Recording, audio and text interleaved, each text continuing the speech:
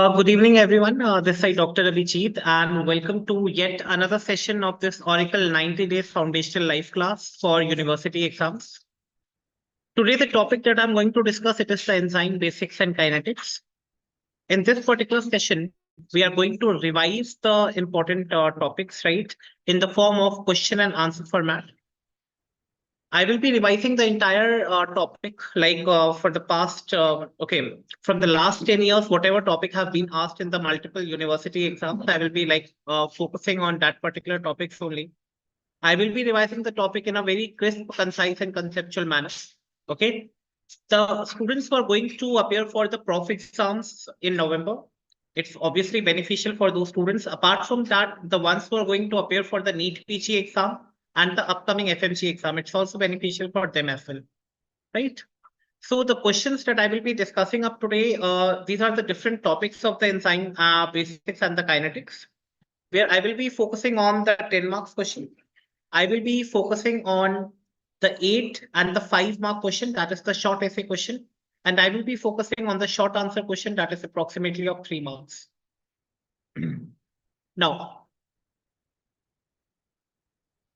Now, guys, why to choose the Oracle app? As we already know, if you guys miss the live classes, you can always go on for the recorded one, which are being there on the app. Apart from that, daily we are providing the classes from 6 p.m. to 10 p.m. Instead, okay, the practical sessions are being recorded and they are being uploaded on the app. You can just go on for the practical sessions before going on to the practical exams. Now, before 1 month before the prop exams, you guys want, if you want to revise the entire biochemistry, you can just cover it under 20 hours. And that is something where you cannot know, go on for reading the textbook. And at that particular time, this is the efficient like way. We, the expert team, has curated this in such a manner that everything is covered in a very no, simple manner, obviously. And the most important one that has been recently no, upgraded, that is the hard copy book set. So you can order all the notes by sitting at your home, right? And this could be, you know, delivered to your doorstep as well. Now we have the foundational classes, guys. So basically, all the recorded versions are always all there. And yes, the entire team of the Oracle is being conducting the classes daily from 6 p.m. to 10 p.m. Apart from that, we have the live classes.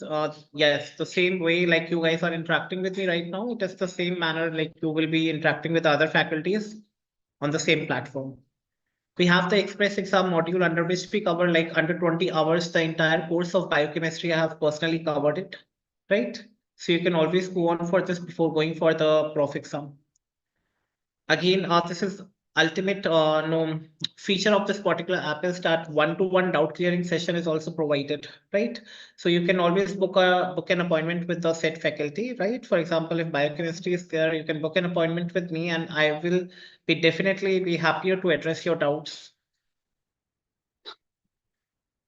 Then the hard copy book set, I've already told you about that. You can order it from any corner of the world, not world, actually India, right? So yes, now the question bank, guys. The question bank is being curated by the expert team from basic to advanced level, keeping in view the last previous 10-year question from various university exams. So we are keeping in view the university exams. Apart from that, the I-9 PET exam, the NEET PG exam, and the FMG exams, and the FMG exam. So basically, all the questions, all the important topics are being covered. Apart from that, the clinical vignettes, which are nowadays very, very important, they have been created by us. Practical sessions, I've already told you before going on for the practical exam, you can obviously definitely have a look at the recorded sessions which are there on the app, which will enhance your practical training as well. Now, this is the basic subscription plan. We have the foundational plan. We have the advanced learning plan. We have the complete learning plan, and we have the ultimate MBBS plan.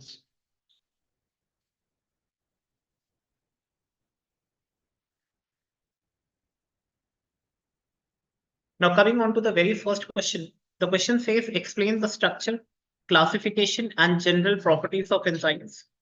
Discuss the mechanism of enzyme action, including the concept of active site and enzyme substrate interactions. Now, guys, remember that Let us first discuss the definition of the enzyme.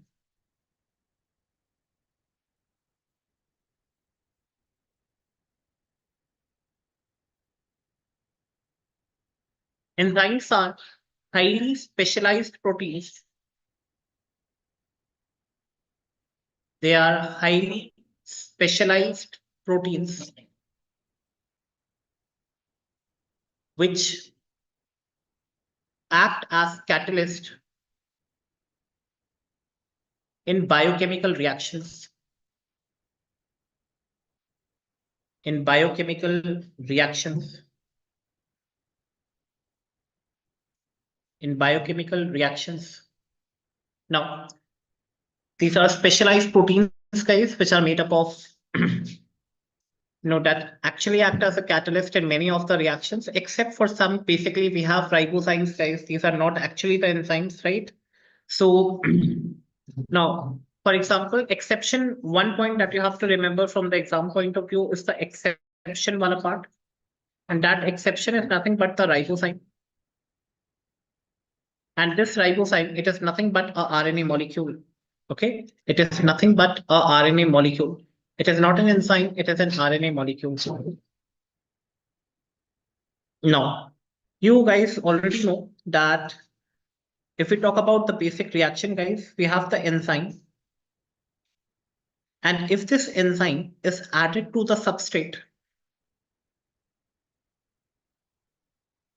what we will get? We will get the product in less time. Okay. Substrate is something on which the enzyme acts. On which the enzyme acts.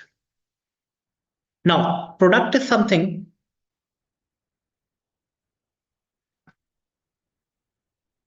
okay.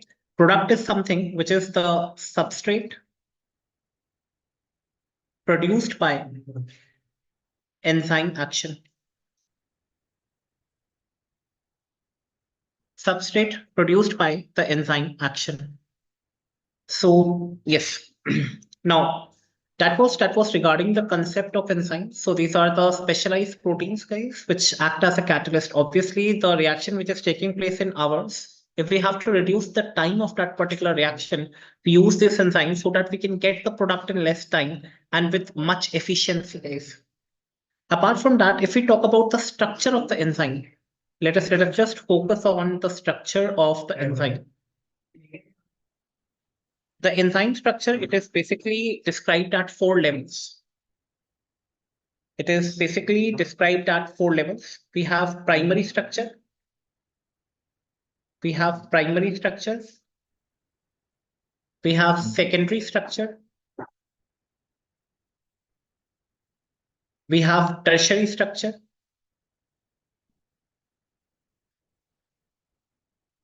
We have tertiary structure. And we have quaternary structure of the enzyme. We have quaternary structure of enzyme. So the structure of enzyme at 4 levels. Coming on to the very first one, that is the primary structure base. So just you have to remember over here that whenever we talk about the primary structure, it is always the linear sequence of the amino acids. It is the linear sequence of amino acids. Now, when I say enzymes are proteins, so proteins are basically made up of amino acids. Now, these amino acids, if they are arranged in a linear sequence in a very straight chain, then it corresponds to the primary structure of the enzyme, right? Now, there is a specific order of the amino acid, guys, over here, which actually determines the enzyme's overall shape and function. Overall shape and function. Okay. Now, its function basically, it's the ability of the enzyme to react with other substrates that are present. Okay. So the function word over here, actually, it means that it is the ability of the enzyme to react with any other substrate that is present around. Coming on to the secondary structure of the enzyme. So now what happens over here, the polypeptide. Now, when I say polypeptide, poly means many peptide bonds. So indirectly, I'm just talking about the proteins only. Proteins are also called as polypeptides. Now, the polypeptide chain, basically, they will fold into regular patterns, okay, such as alpha helix. And you already know the beta plated sheath. Okay, just like the plates of a sari. That's the beta plated sheath and the alpha helix sheath, right?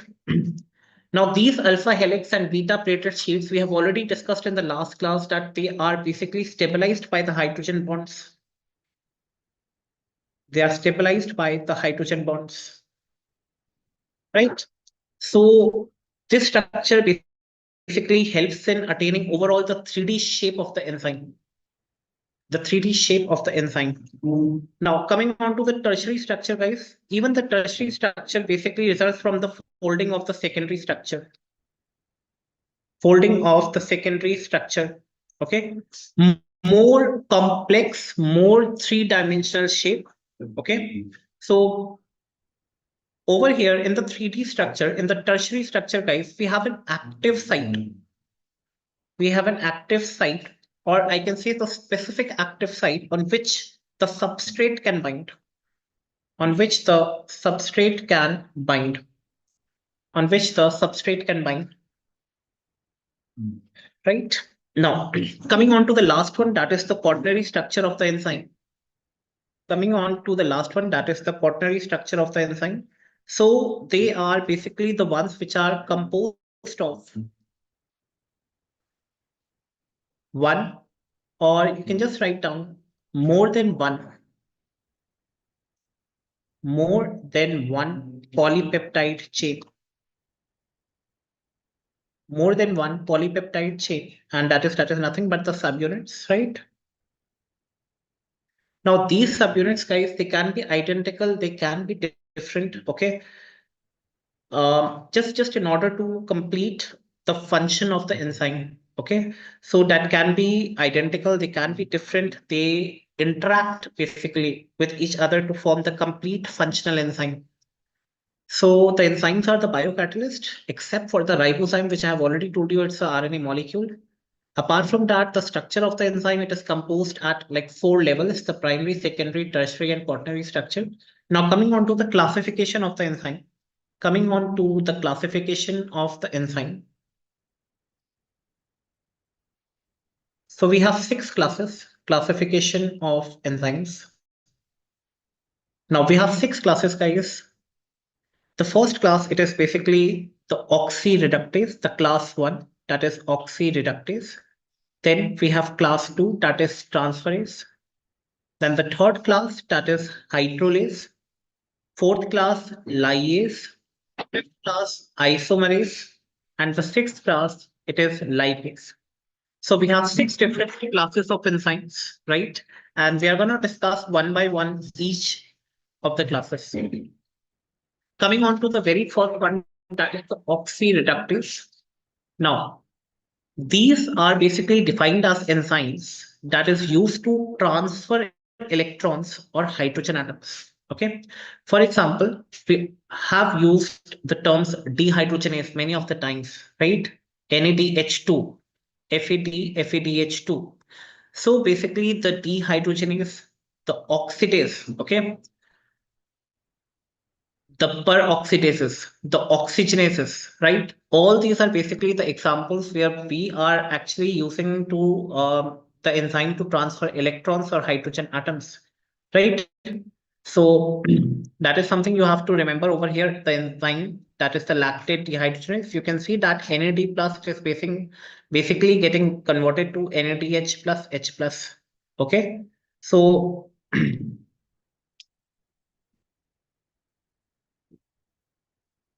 coming on to the next one, that is the transferase. Basically, they are used to transfer any molecule. Okay, they are defined as the enzymes that are used to transfer any molecule so that the molecular formula is unchanged, guys, over here. Okay, for example, you might have heard about methyl transferase. Methyl transferase. We have kinases. Now, when I say kinases, guys, you might have heard in glycolysis. In glycolysis, okay, let me just take an example over here. In glycolysis, the very first example, okay, the very first reaction from glucose, what is formed? Glucose 6 phosphate. Glucose 6 phosphate. And you are very much aware that the glucose, it is a 6 carbon compound. It is a 6 carbon compound. Now glucose is getting converted to glucose 6-phosphate. What we are adding over here, we are adding ATP. It is the energy utilizing phase over here. We are adding ATP. This adenosine triphosphate will be broken down into adenosine diphosphate plus a phosphate molecule will be released. Now, this phosphate molecule, which is released by the breaking down of this ATP, will come and attach to the sixth carbon atom of the glucose. It will come and attach to the sixth carbon atom of this particular glucose. And it will again, the sixth carbon atom will be now combined with this phosphate and it will be called glucose 6-phosphate. Over here, basically, we are using the enzyme that is called as hexokinase. Kinase, right? Transfer of the phosphate molecule from one, okay, transfer of phosphate group from one molecule to another molecule.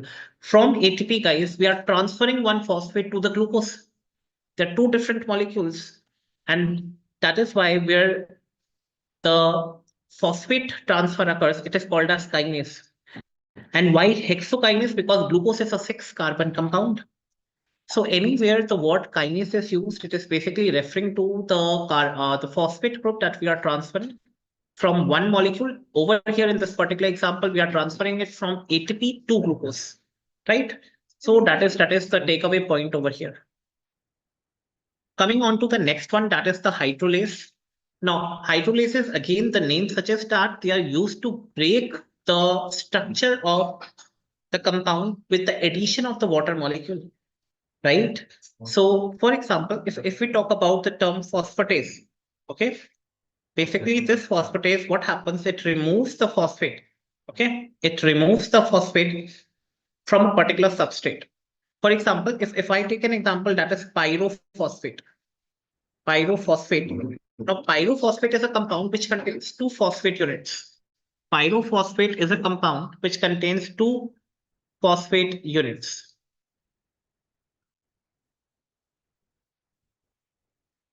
Now, if I am adding the enzyme phosphatase, okay, phosphatase, and over here, let it be pyrophosphatase. This pyrophosphatase, what it will do, it will remove this one phosphate molecule from pyrophosphate. And obviously, if pyrophosphate contains two phosphate molecules, again, if one is removed, then what will be the remaining product? That is only the phosphate molecule. That is only the phosphate molecule. Coming on to the third part, that is the liases. Liases are the enzymes basically that can make or break. Okay. So basically, these are the enzymes which do not require any water molecule, firstly, and they do not require any input of energy. They do not require any water molecule. They do not require any ATP over here, right? So yes, even L-glutamate converting into L-glutamine, right? So by the help of enzyme glutamine synthase, right? So the glutamate is basically utilized to form the glutamine by the addition of ATP and ammonia, right? So yes, over here we are synthesizing the glutamine, obviously. So the name of the enzyme, it is synthetase, okay? Coming on, okay, the examples over here, you always can remember the synthetases. Like, okay, whenever we use synthetases, guys, just remember we are linking two molecules without using the ATP. In the former, where what we discussed, we are actually utilizing the ATP for the further reactions. The second one, that is the aldolase, okay, it produces aldehydes via elimination reactions. Decarboxylase, okay, so that is all the examples that you can remember as of now. Once we will start or discussing the metabolism of different complex carbohydrates or proteins or lipids, then we will be more able to understand these enzymes, because efficiently at that point of time I will be dealing with all the reactions and will be more able to address it. Isomerase, guys. Now, this isomerase, guys, you already know. Basically, these are the ones which actually the molecular formula remains the same, only the structural formula differs, right? So remember, guys, the molecular formula, basically they remain the same. For example, you already know if the glucose 1-phosphate, it is getting converted to, yes, fructose. Okay, glucose 6-phosphate getting converted to fructose 6-phosphate. This is done with the help of an enzyme isomerase, guys. Now, isomerase, glucose is also having 6 carbon. Fructose is also having 6 carbon. Now, what is the difference, guys? Although the molecular formula, basically it is same. Both of them are containing the same number of carbons. But remember, the glucose, it is having an aldehyde group at the first position, whereas the fructose, it is having the keto group at the second position. So in that case, basically the enzymes which are used to convert one molecule into another, keeping the molecular formula same, and only the structure is different, that is the isomerase. Coming on to the next one, that is the ligases. So these are the enzymes that are used to make different compounds. Okay. For example, okay, ligases and ligases, what is the difference, guys? Ligases are the ones where the ATPs are not being utilized. Over here, the ATPs are utilized, synthetase, carboxylase. Okay. So basically, even if we talk about carboxylase, guys, remember they are using CO2 as a substrate. They are using CO2 as a substrate. So that was regarding the classification of the enzymes, right? That was regarding the classification of the enzymes.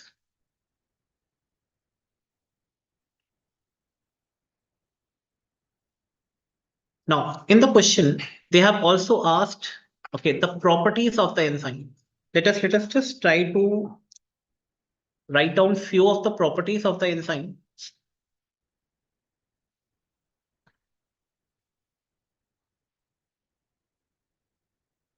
Properties of enzyme. Properties of enzymes. The very first one, guys, remember, that is specificity. Specificity. Now, the enzymes are or they're highly specific. Enzymes are highly specific for substrates. They are highly specific for substrate. Okay.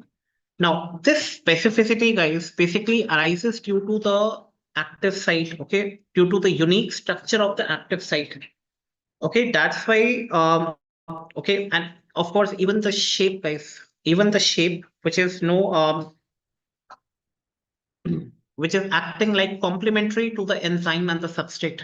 So that is one of the very important property, that it is highly specific for a given particular substrate. Second is catalytic efficiency. Catalytic efficiency. Remember, enzymes always try to increase the rate of the reaction. They try to increase the rate of the reaction by lowering down the activation energy, by decreasing the activation energy required for the reaction to proceed. Now, these catalysts are basically not utilized in the reaction. Obviously, we all have read in +1, +2 that these catalysts are never utilized in the reaction. They are never utilized in the reaction. They are never utilized in the reactions. Right? Coming on to the next one, that is the regulation. Now, enzymes can be regulated via various methods, guys. Either it can be allosteric regulation, either it can be feedback inhibition, or it can be covalent modification. Okay, covalent modification such as phosphorylation, such as phosphorylation,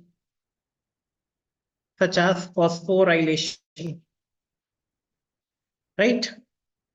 Now, even the enzymes are very sensitive to environmental conditions. to environmental conditions. Now, when I say environmental conditions, they are very, very sensitive to temperature. They are very, very sensitive to pH. Okay, they're very sensitive to pH because the enzymes have an optimal temperature. Enzymes have an optimal temperature. Okay, and pH at which they function more efficiently, right? At which they function more efficiently, right?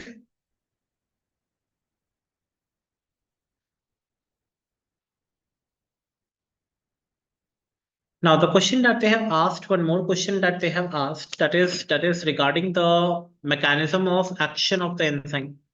Okay, mechanism of action of the enzyme.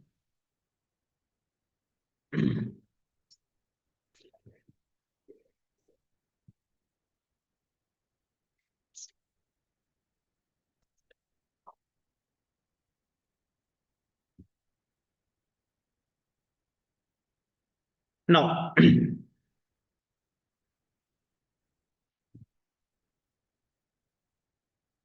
mechanism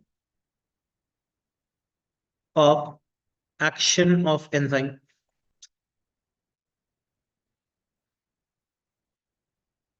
Mechanism of action of enzyme. The very first one, remember, we have substrate binding.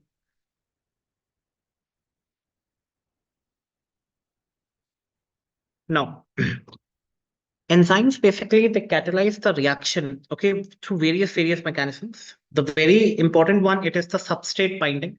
So what happens with substrate binding, guys? The enzyme will recognize, remember, the enzyme will recognize and bind specific substrate at active sites, right? At active sites, okay, where the enzyme directly interacts with the substrate, okay? So yes, the active site, remember guys, active site is basically a very specific site. It is a highly specific pocket. It is a highly specific pocket, or I can say it's just a type of a pit. It's a groove which is formed by the enzymes, amino acid residues. Enzymes, amino acid residues. Okay. We also have enzyme substrate complex, right? Enzyme substrate complex. You already know enzyme and substrate will combine to form the enzyme substrate complex, right? In which the substrate it is held in its active site by weak interactions like hydrogen bonds, okay, or ionic interactions, okay, or the hydrophobic effects, okay. Then we have the product formation and release also. Product formation and release also. Once the reaction occurs, basically what will happen? Yes, the products have a different shape and affinity for the enzyme as compared to the substrate. As compared to the substrate, the product will have a different no, shape, affinity as compared to the substrate, leading to the release from the active site. Okay. So in this case, the enzyme will be no turning back to its normal state, okay, which was ready to catalyze another type of reactions as well, right? So that is you have to remember about over here, okay? Now, that was regarding this, and you can just make more points related what is given in the book also, okay? Now they have also asked enzyme substrate interactions over here. Let us just focus once on this also. Enzyme substrate reactions over here. Enzyme substrate reactions. Enzyme substrate reactions, right? Now, remember guys, the active site, it is the key region of the enzyme, okay? Where the substrate binds, right? Active site, it is the site where the substrate will bind. Okay, now this active site will actually determine the specificity of the enzyme, okay? So obviously the interactions between the enzyme and substrate can involve hydrogen bonds, Hydrogen bonds, remember, they are very, very weak bonds, okay, between electronegative atoms such as oxygen or nitrogen in the enzyme and substrate. Apart from that, you have to remember hydrophobic interactions. Hydrophobic interactions. Basically, these are the non-polar regions of the enzymes, okay? And substrate, basically, they interact to exclude the water molecules. Apart from that, we also have the ionic bonds.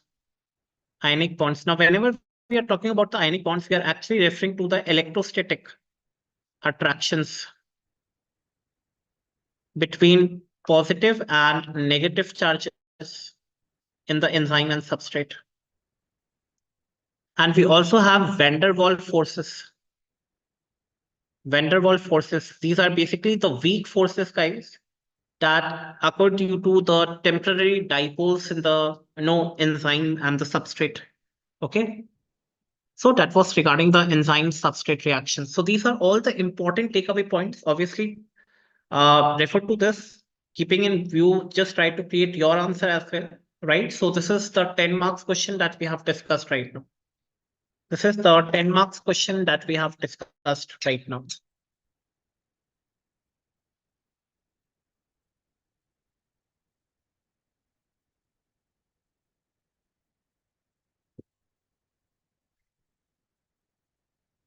Now, coming on to the next one.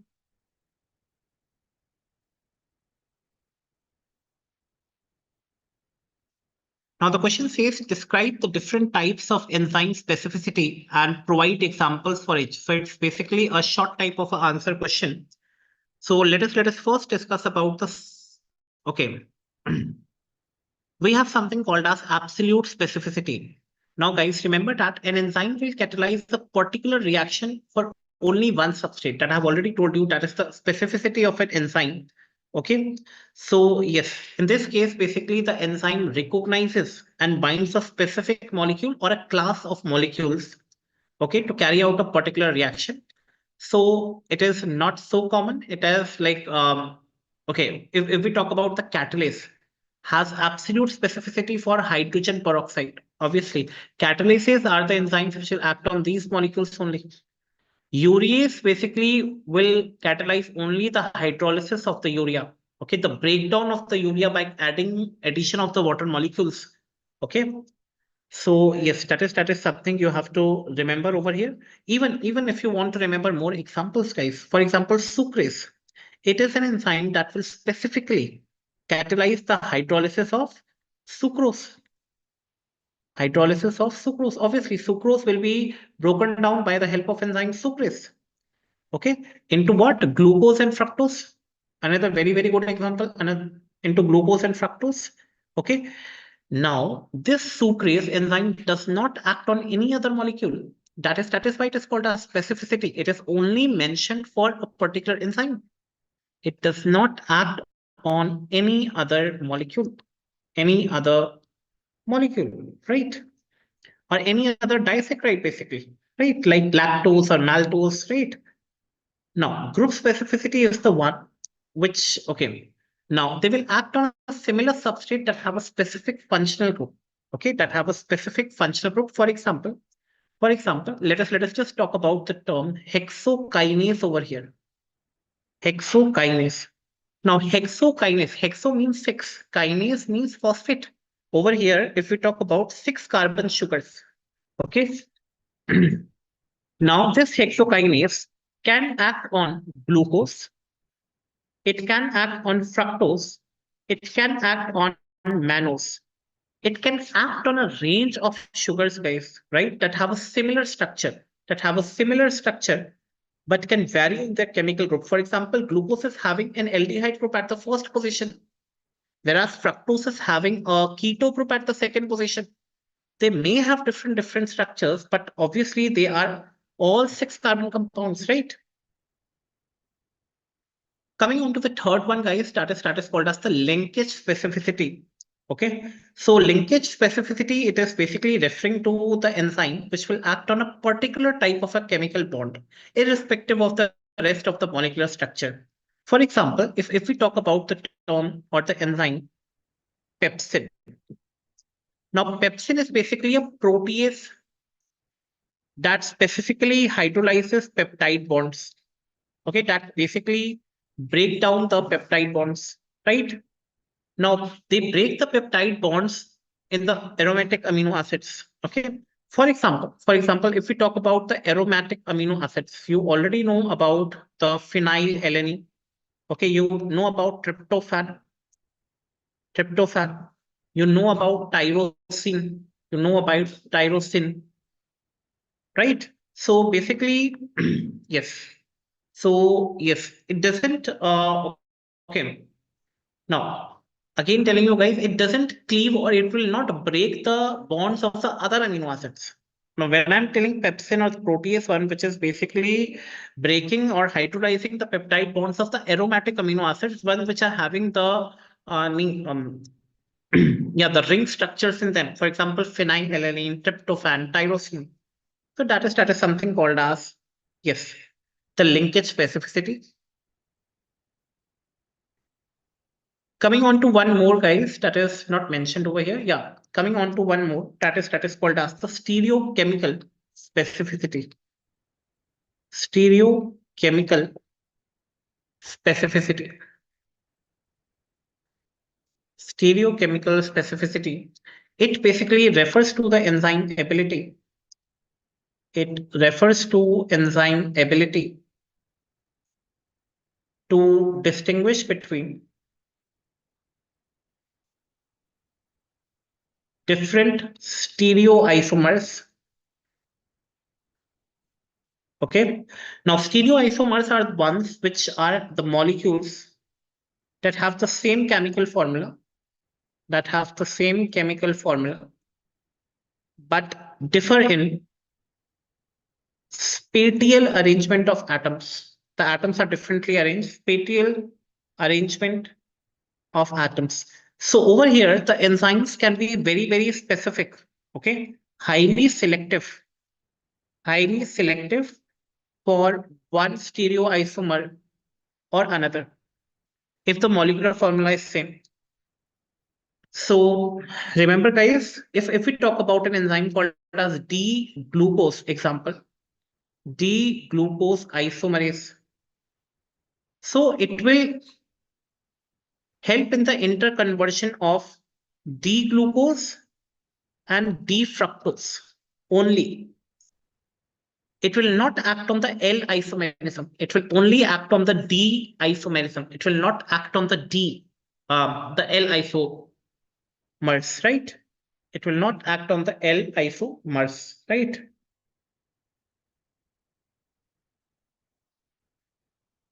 Now, coming on to the next question, guys.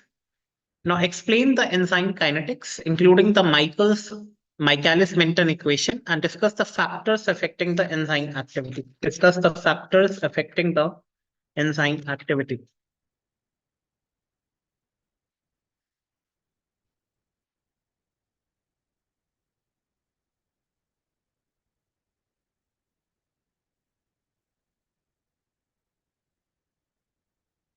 Now, Michaelis-Menten equation. Okay, firstly, remember, guys, what is enzyme activity? It is the measure of the rate at which an enzyme converts substrate to product in a biochemical reaction. Okay, it converts substrate to product in a biochemical reaction, right? Now, whenever we talk about kinetics, guys, whenever we talk about kinetics, we are actually referring to the study of the rates at which enzymatic reaction occurs. Okay, at which the enzymatic reaction occurs. Okay, and the factors that will influence the rate. Okay, and obviously we are also studying the factors that influence the rate. For example, this given temperature, pH, substrate concentration, and the enzyme concentration. Very, very important. Okay, substrate concentration and the enzyme concentration. So over here, just try to remember. Yes. Now, whenever we talk about temperature, guys, now increased temperature increases more collision. Okay. and lead to increased reaction rate, right? It will, for example, if we are plotting the reaction velocity, if we are plotting the reaction velocity with the temperature, okay? So basically, what will happen? Yeah. So there will be an increased temperature, okay? Yes. And it will reach an optimum temperature and then it will move down, right? It will move down, right? So basically what happens, this highest point, it is the Vmax point, okay? It is the Vmax point.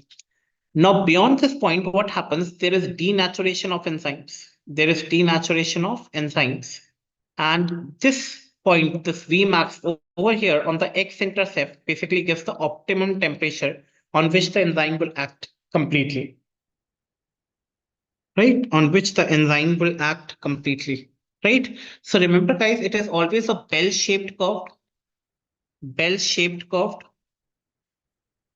and the enzyme, it is basically 35 to 40 degrees Celsius. Enzyme at which it is working, it is 35 to 40 degrees Celsius. Remember, guys, for every 10-degree rise in temperature, the velocity of the reaction is doubled. Very, very important. For every 10-degree rise in temperature, the velocity of the reaction is doubled. The velocity of the reaction is doubled. For every 10-degree rise in temperature, the velocity of the reaction is doubled. Coming on to the pH again, guys, it is a bell-shaped curve you can see. So this is basically referring to the optimum pH. It lies between, guys, very, very important, it lies between 5 to 9. Okay, if we talk about stomach, the optimum pH, it is 2 to 4. Optimum pH, it is 2 to 4 acidic. Intestine, guys, remember it is for, yeah, the optimum pH is in the alkaline range. Alkaline range, the optimum pH. The optimum pH, it is in the alkaline range, right?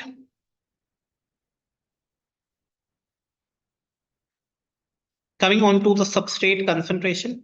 So remember, guys, over here, it follows the, yes, first order kinetics, which you can just see over here, right? It follows the first order kinetics, right?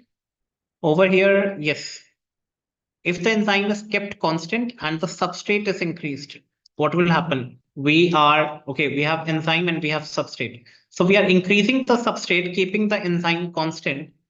The rate of the reaction will increase up to a saturation point. Okay, it will reach up to a saturation point. Okay, that is the Vmax point, right? At saturation, the reaction rate even stays the same if the substrate is increased, right? So at saturation point, all the substrate molecules are basically bound to all the active sites that are present, right? So yes, reaction that takes place at the active site, okay? So they are all occupied, and beyond that, yes, the saturation will take place. Initially, it will follow a first order kinetics, where velocity is directly proportional to the substrate. But later on, it will follow the zero order kinetics. Zero order kinetics. Okay. So this Km, guys, this Km, okay, and this half Vmax, okay. So it is basically this Km is nothing but it is the substrate concentration at half Vmax. It is the substrate concentration at half Vmax. And this is nothing called as the Michaelis constant. Michaelis constant. Okay. So S is equal to Km is equal to Vmax by 2. It is Vmax by 2. It is the Michaelis constant. It is Vmax by 2. Right? So that is something you have to remember. So yes, they have also asked know the significance. Okay, factors we have done Michaelis-Menten equation, right? If we talk about the Michaelis-Menten equation, okay, Michaelis-Menten equation. Now, initial velocity, initial velocity it is equal to Vmax. Okay, that is the maximum velocity. Maximum velocity. This is the substrate concentration. Substrate concentration by Km plus substrate. This Km is nothing but the Michaelis constant. Michaelis constant. Okay. Now 1 upon Vi. 1 upon Vi. If we just try to reciprocate it, it will be Km by Vmax plus into 1 by substrate plus 1 by Vmax. Okay. 1 by Vmax, right? So yes, it is just, we can represent it in the form of y is equal to ax plus b. Y is equal to ax plus b. Yes, the linear equation graph, right? The linear equation graph. Okay. So yes, the linear equation graph, you already know this. We have the y-intercept. Okay, y-intercept, and we have this slope. This slope that is nothing but km by vmax. Okay, it is the linear Weaver-Burke plot, or it is also called as the double reciprocal plot. And over here, we will also get the x-intercept. X-intercept. Okay, x-intercept. Right, so that is the Michaelis-Menten equation. Coming on to the next question, that is the enzyme inhibition. Coming on to the next question, that is the enzyme inhibition. Now, enzyme inhibition, competitive, non-competitive, and uncompetitive inhibition with examples. Okay, competitive, non-competitive, and okay. Firstly, you should remember, if we talk about competitive inhibition.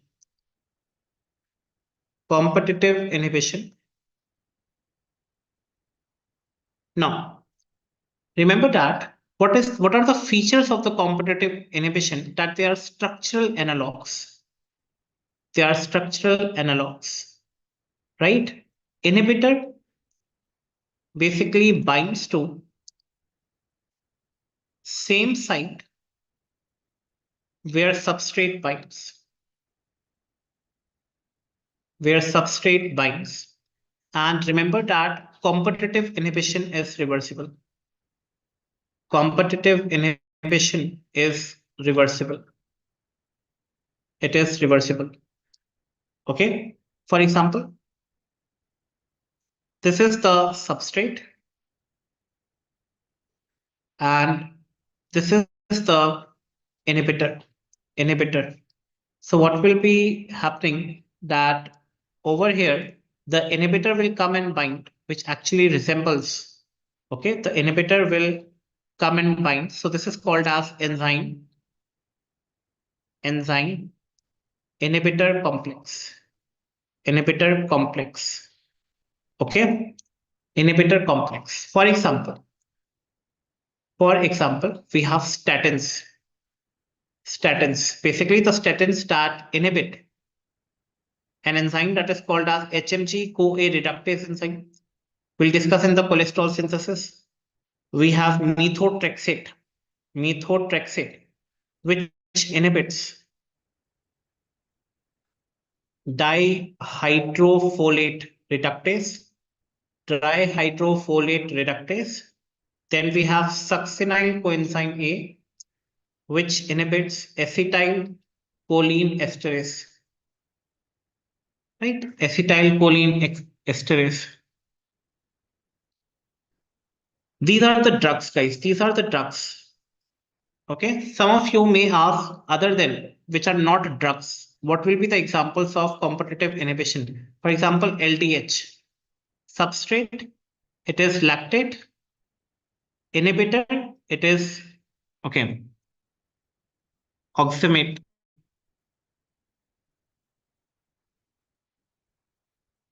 Right? Even STH, substrate is succinate, inhibitor is malonate.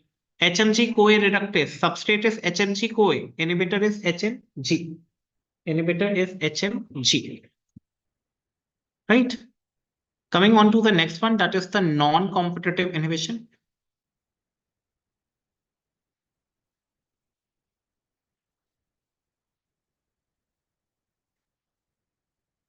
Now, for example, this is the, okay, this is the enzyme. Now, this is the active site or also called as the catalytic site. Okay, here the substrate will come. Okay, here the substrate will come, and there is another site also. Okay, there is another site also, another site, and we have the inhibitor also. We have the inhibitor also. Inhibitor will come and bind to the site. Okay, now over here, substrate and inhibitors are not structural analogs. Are not structural analogs. Substrate and inhibitors, basically they bind to different site. Bind to different site, right? Obviously, this is the substrate, it will bind to this site, and this is the inhibitor, it will bind to another site, right? So over here, what will happen at last? Substrate will bind over here also, and inhibitor will bind over here also, and this is enzyme. So we will have enzyme substrate inhibitor complex. Enzyme substrate inhibitor complex. Okay. So examples, guys, you have to remember.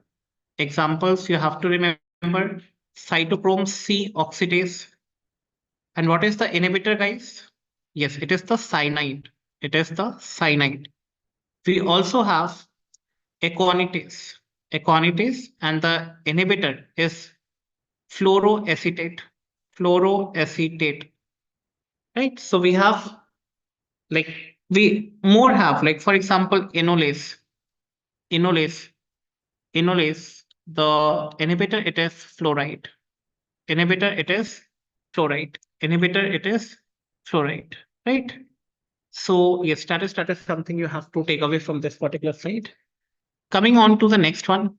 Coming on to the next one, that is the uncompetitive inhibition.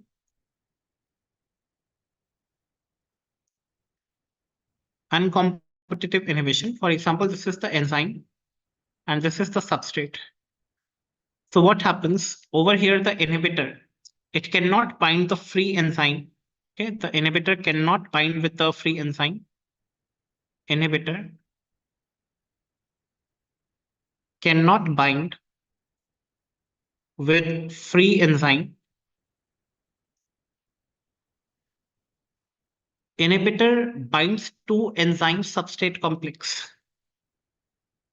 Inhibitor binds to enzyme substrate complex. Inhibitor binds to enzyme substrate complex. Example, for example, placental alkaline phosphatase is inhibited by phenylalanine.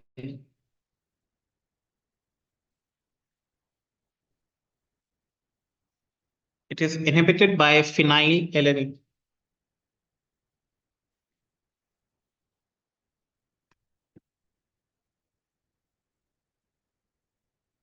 So that was regarding this particular question where you have to talk about competitive in yes, non-competitive and uncompetitive inhibition.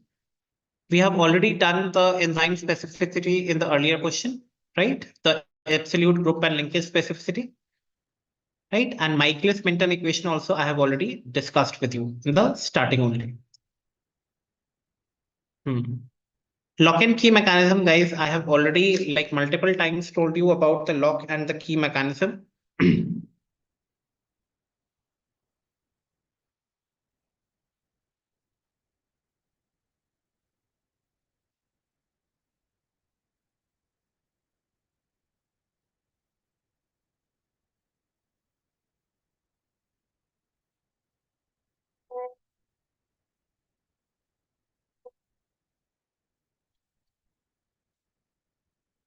Hmm.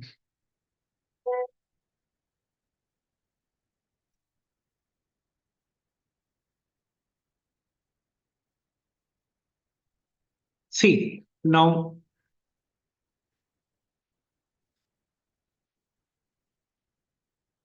the lock and key and the induced fit models are basically two different kind of hypotheses, guys, right?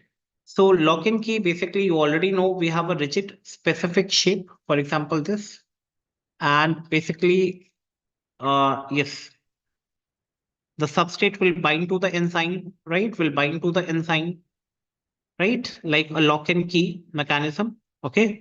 So basically, this model actually, what the limitation is, it's not fully account for the flexibility of the enzymes.